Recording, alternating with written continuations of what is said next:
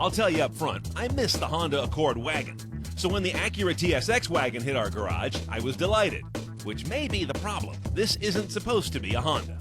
Let's drive the 2011 Acura TSX wagon with all the toys and check the tech.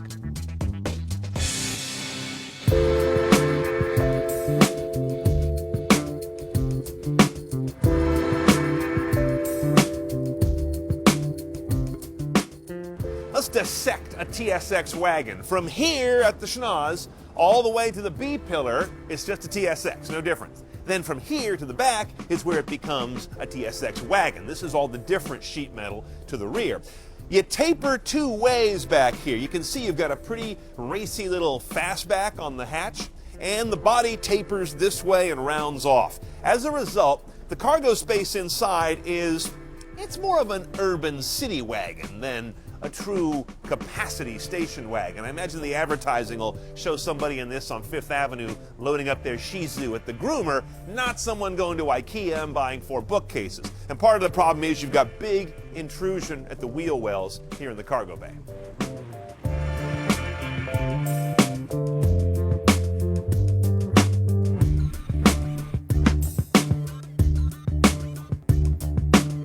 Now our TSX is very familiar inside if you're used to the most recent Hondas, and that's good news because that is the new interface, the new head unit, not dramatically rethought, but a whole lot more finished. As you can see right away if I go to the map, that's actually decent resolution. I can read everything. It's not hard on my eyes. It's a nice looking screen. The obvious choice is enter an address, and you've got the same 4 buckets you've had before. But again, everything moves faster, looks better. Under destination menu 2, you've also got some interesting stuff. You can do the Zagat thing, which only Honda Acura offers. You can also look up a place by phone number to decide to drive there. Now, I've got a CD in here now. This will also play DVD audio, but not DVD video. Good looking, richly displayed. You see the record icon there? This has got a hard drive in it. Here are my hard drive specs. You can see I've got 15 gigabytes total space available on this dude. Your sound options are pretty good. Your usual balance, treble, fader, and such. Then you've got your center channel. Not a lot of cars give you center channel level. Subwoofer. You've got your speed volume control. Dolby PL2 can be on or off to synthetically create surround sound, and it tends to do a pretty good job. Live traffic and live weather in the sky through Acura Link. Traffic's shown on the map, but you can also get it in a list here. And again, notice how readable all this stuff is. Here's my forecast from the current position.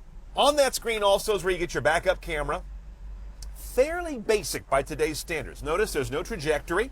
I've got no different views for whether I'm parking or whatever I'm doing. I just have my basic distance markers. Even those are all in yellow, not the usual yellow, red, green that some other cars do. And if you want rear backup sensors also, those are optional, a la carte, about the only a la carte tech option on this guy, and they're dealer installed on top of that. And that, by the way, is the extent of your driver assistance tech in this guy. No blind spot warning or intervention technology. No lane departure warning or intervention is available. No forward collision stuff. I mean, this is, pretty low down on the Acura range. It replaces the old Integra, sort of, kind of, so they don't offer all the bells and whistles on this guy. One thing that they still do on this car that's a carryover is lots and lots of buttons. Here, and then I've got this information screen deal here where I can change the monochrome LCD to different displays there. You've got 2 connectors in here, USB and analog aux. And this USB can either be a USB thumb drive, or in my case, I've got our iPod Touch in there. And of course, the aux is your backup. No matter what you got, it'll play through there with a pigtail.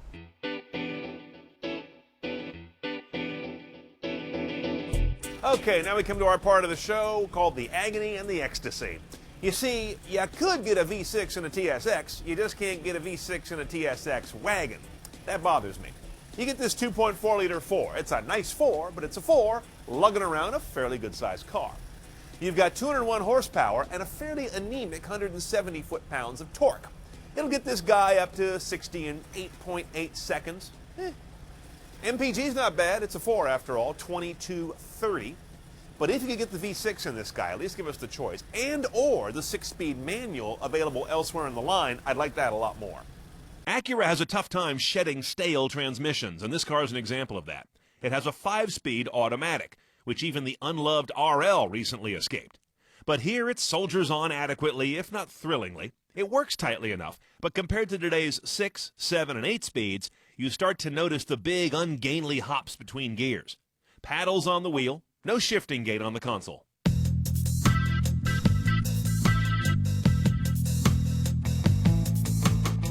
On the road, I must admit, the sum of this car does much to overcome the lackluster appearance of its 4-cylinder and 5-speed on paper. It is snappy and ready to run in real-world driving maneuvers, with little, if any, of the thinking delay that plagues so many modern cars with automatics and too many computers.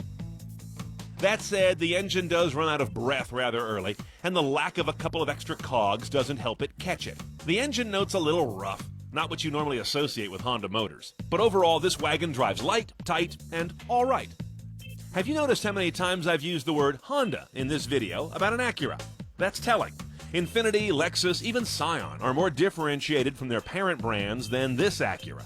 I like Hondas, I just expect an Acura to be a lot more than one.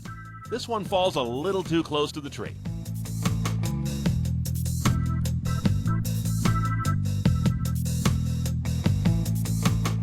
Okay, let's price a TSX wagon. You're in at about $31,700, $31,800 with destination. But you've got to add a chunky package, the technology package, for $36,50 to go CNET style. That includes a lot of stuff, including the navigation system, which looks really good now. That's knob controlled, as we saw, the Acura controller. You get the built-in traffic and the weather information. You also get everything hard drive based, 15 gig available for your media. The 10-speaker Elliott Shiner sound, didn't blow me away. The Bluetooth gets upgraded to have phone book ability. You get the rear camera, GPS alteration of the climate settings, and a power liftgate. A lot of things in there. Pretty good value for what you get. Unfortunately, nothing's going to get you a V6. That's the big omission.